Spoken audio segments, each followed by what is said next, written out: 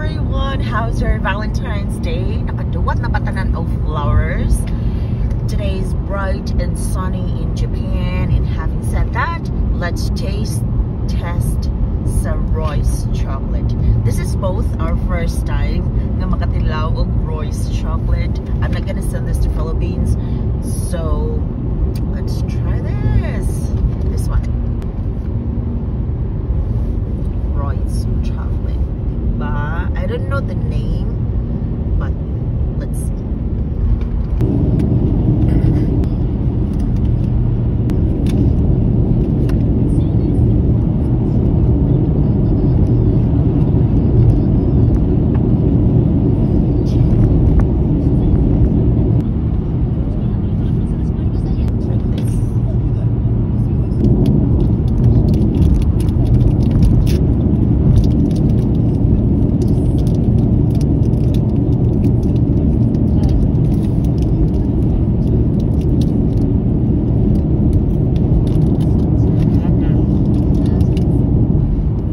Yummy. You have to describe the taste. Yummy and crispy. Crispy inside with wafer. Oh, with wafer. That's good. It's my turn. Magpatambok na sa tagsakot. Magpatambok na kay tagnaw. Pwede jogging ang naw. Magpatambok tagsakot.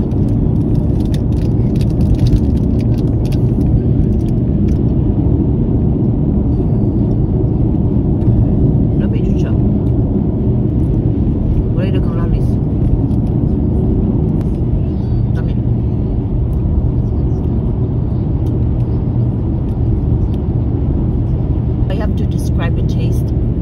Basta lami, really, so they explain. Let me just try, like, lami, like, if you wanna know the taste, try. If you wanna know the taste, try. Just try. Just try. Let's try this pure chocolate next.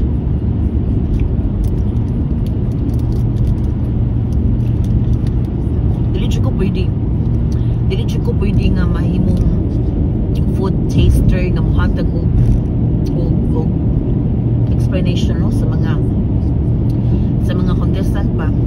Dili ko angay nga no, ko mo explain sa ilami kay kaon naman ko bisag unsa.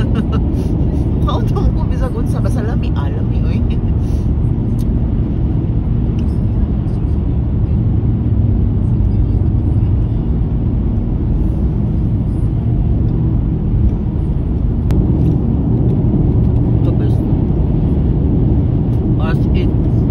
The best.